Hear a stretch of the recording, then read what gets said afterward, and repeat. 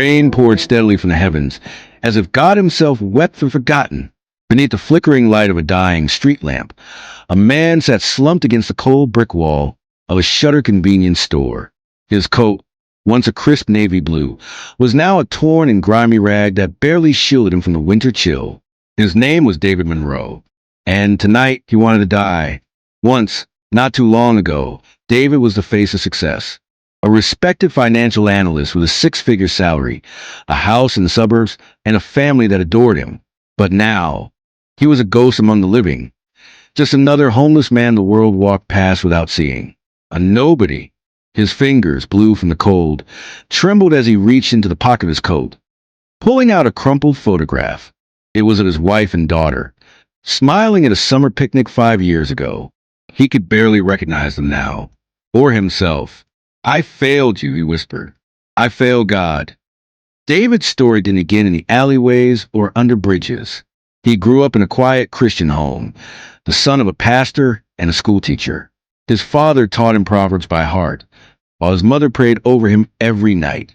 He was raised in faith, nourished by scripture and disciplined in truth. But success came early. Too early. By the time David was 30, he was already a senior executive. Promotions, accolades, and money poured in. He started skipping church, brushing off calls from his parents, and rationalizing that God understands I'm busy.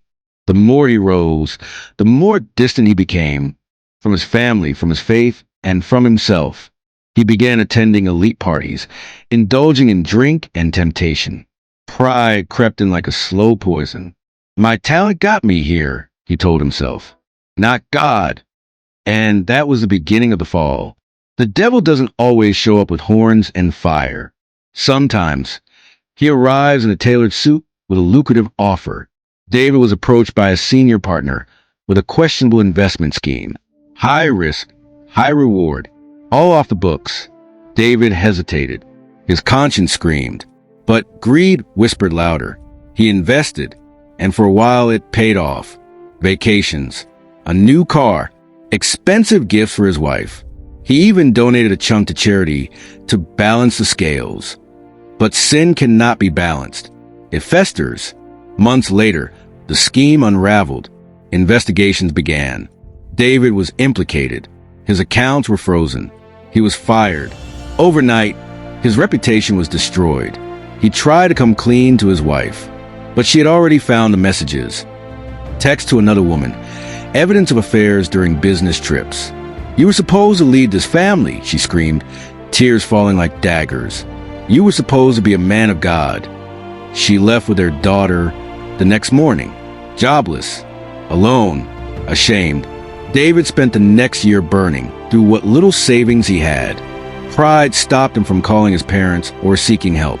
He drifted from city to city, couch to couch, until there were no couches left. He slept in shelters, then on benches, then nowhere at all. He begged, was spat on, kicked, and cursed. He was mugged twice and hospitalized once.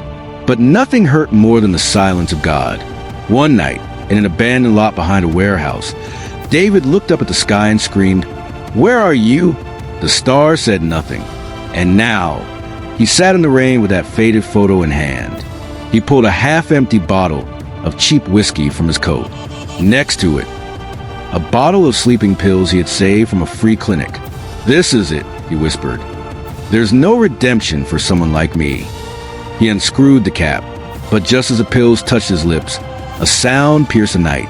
A voice, not from heaven, but from a man, down the alley. "Hey, brother, you okay?"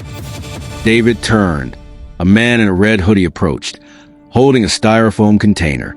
"I got extra food, chicken and rice. You hungry?" David blinked. The kindness was so unexpected. It felt unreal. The man smiled. "God told me to come this way tonight. Said someone needed help." And with those words, something cracked in David's soul. Tears fell. The pills dropped. And in that moment of brokenness, the first seed of hope was planted. David didn't know it yet, but God was already rewriting his story.